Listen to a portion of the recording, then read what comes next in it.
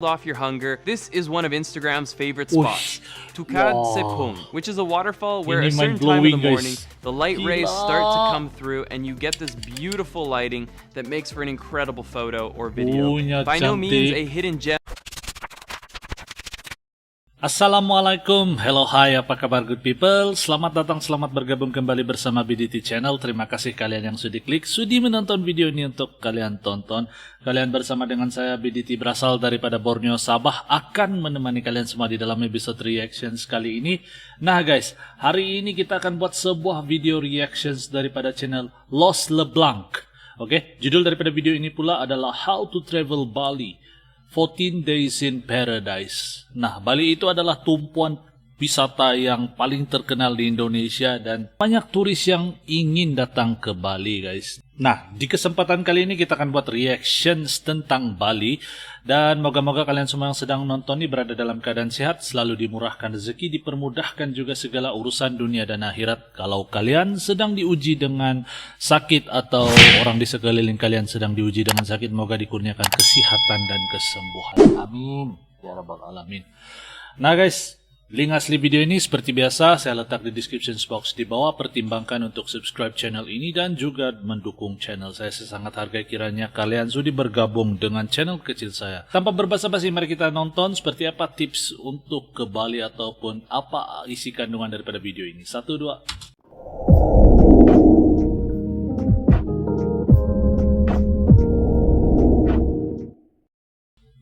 Here to research your upcoming trip to Bali, then look no further. My name's Christian and I've been living here for 2 years, traveling through Bali for 5 years, and today I'm putting together the most comprehensive guide to Bali, Indonesia the internet has ever seen.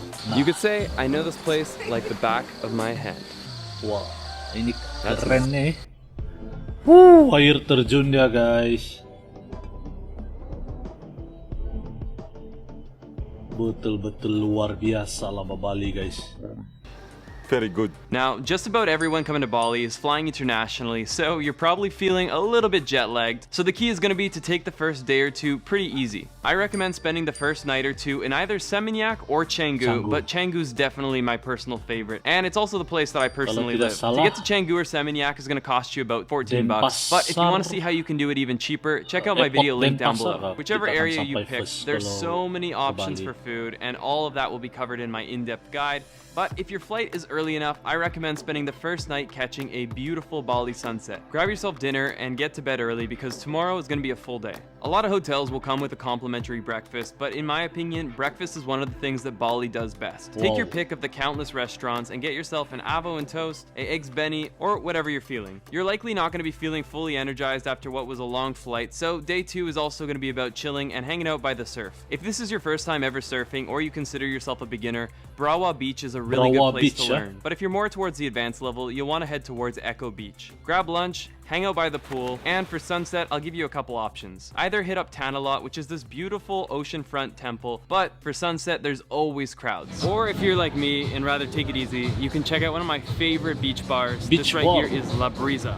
Canggu and Seminyak are known for their nightlife, and together they have something going on every night of the week. If you're in Canggu, then check out Old Man's, The Lawn, and if you're in Seminyak, a really cool spot for a late night is La Favela. This is just scratching the surface of the nightlife scene, but if you want to learn all that there is to know, you'll definitely want to check out my full guide linked down below. It shares everything that I know about Bali. For day number 3, grab your breakfast and get started bright and early so that you can avoid the crazy traffic. And let's head down to Uluwatu. Uluwatu is without a doubt the beach capital of mainland Bali. Blue water, incredible surf, and jagged cliff sides. And it's one of the top choices for real surfers who are coming to Bali. Take your pick of the incredible beaches and just hang out for the day. Even if you're not a surfer, this is definitely a worthy stop. But if you're not the type to just sit by the beach all day, this is a great plan B, and that is heading to a day club. My favorite day club on the island is without a doubt Omnia. It's basically a massive Vegas-style beach club sitting up on top of a cliff. I think the video speaks for itself. It's beautiful.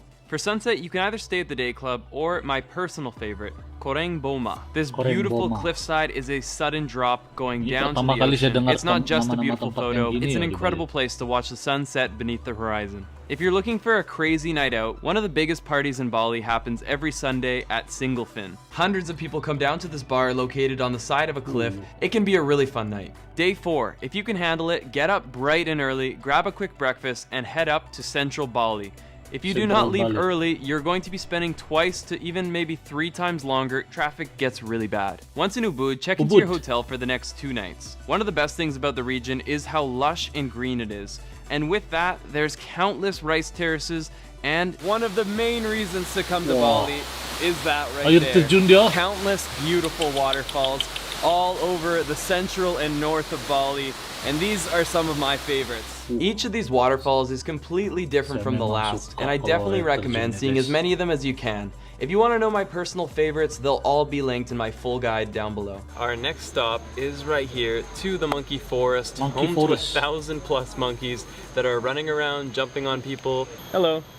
You're supposed to avoid eye contact, but every now and then, I like to push my luck. Oh!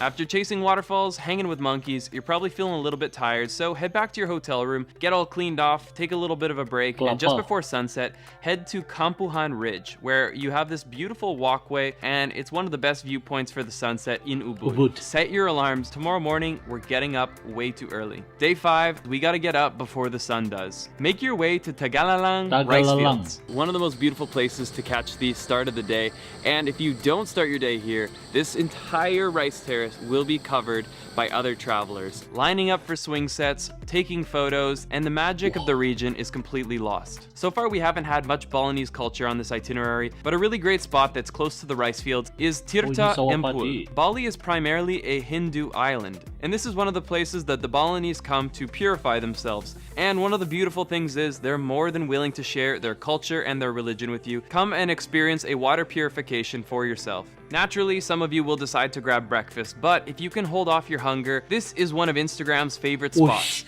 Tukad Sepung, which is a waterfall where at a certain time in the morning, the light rays start to come through and you get this beautiful lighting that makes for an incredible photo or video. By no means a hidden gem like the many spots I have in my travel guide, but it's definitely a worthwhile place to visit. Just try to get there early, otherwise the crowds do form. By now, it's probably only mid-morning, but you feel like it's been almost a full day because of that early start. So head back to your hotel, maybe take a nap, definitely hang out by the pool, and get ready because we're going to need to be taking about a 2-hour drive to get to a place by the name of Jatiluwi. And this is actually a UNESCO heritage site. It's a place where you can see Balinese people still working the rice fields as they have for countless years, and it's an absolutely incredible place that will be catching sunset. Finish up with a dinner in Ubud and call it a day. So how do you get around Bali? There's 3 main ways you can do it. You can rent a scooter for like $4 to $5 a day. You can hire a driver. That's probably going to be about $35 to $40 for the entire day.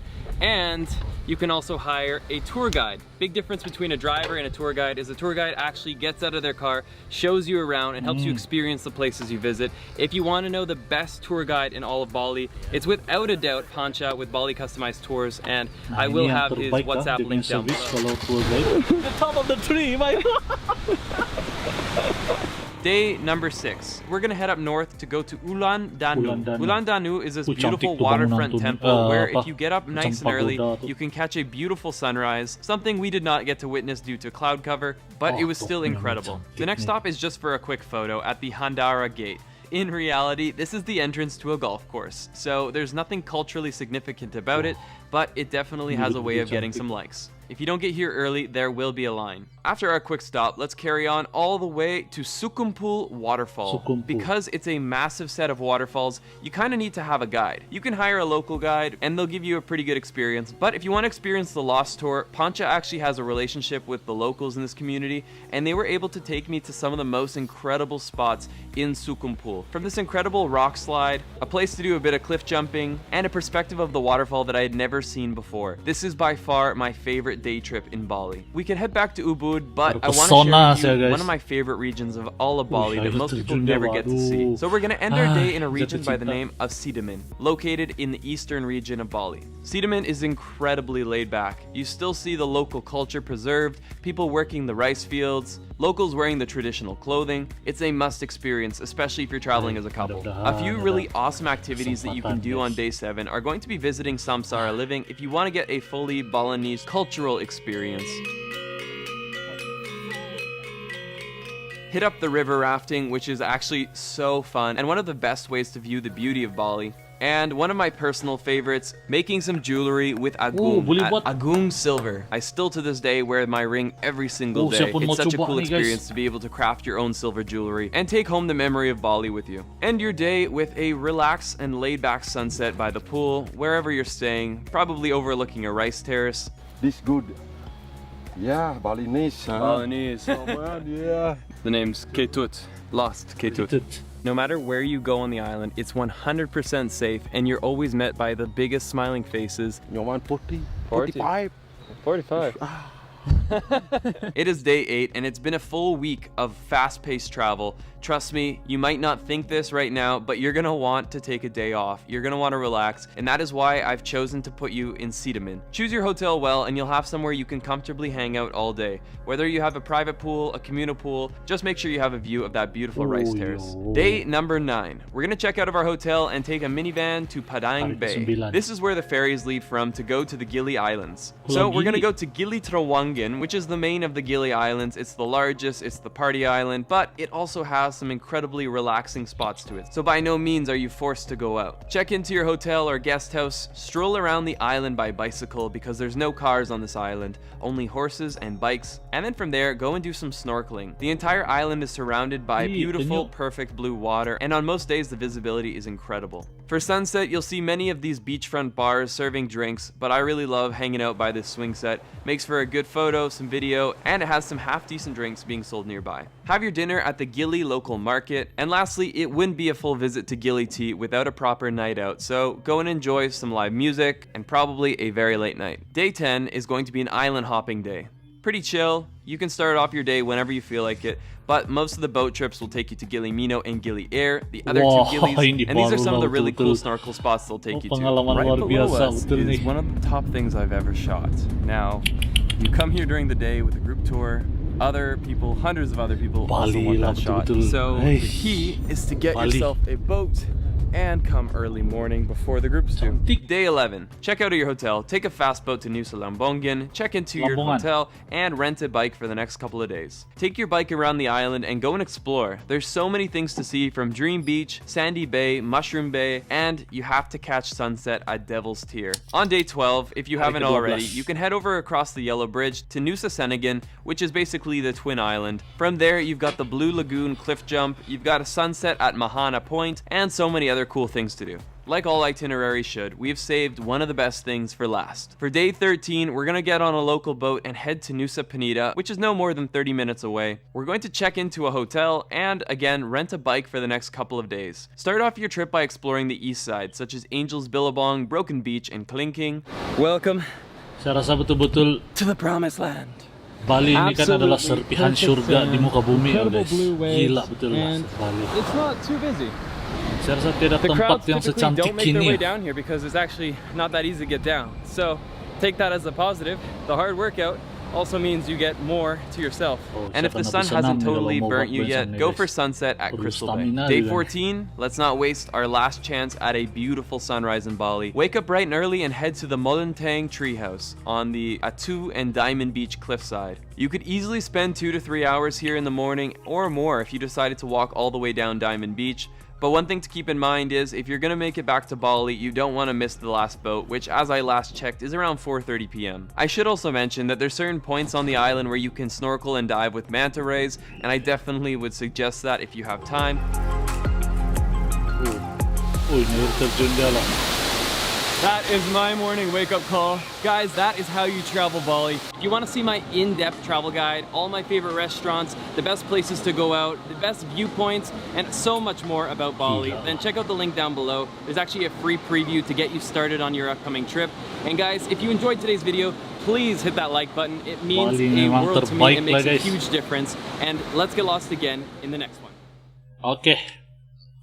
Nah guys, jadi demikian video tentang Bali, 14 hari di Bali, dan itu adalah tips-tips yang dia bagi kalau datang ke Bali guys. Jadi ini saya rasa satu video kickstart yang begitu bagus untuk sesiapa yang mau datang ke Bali. Dan ini betul-betul satu video yang sangat membantu lah, sangat menghibur bagi saya. Dan bagaimana pendapat kalian? Kalau kalian setuju dengan pendapat dia, komen di ruangan komen di bawah. Dan kalau kalian ada pendapat sendiri, komen di ruangan komen di bawah juga guys. Oke, sampai di sini saja.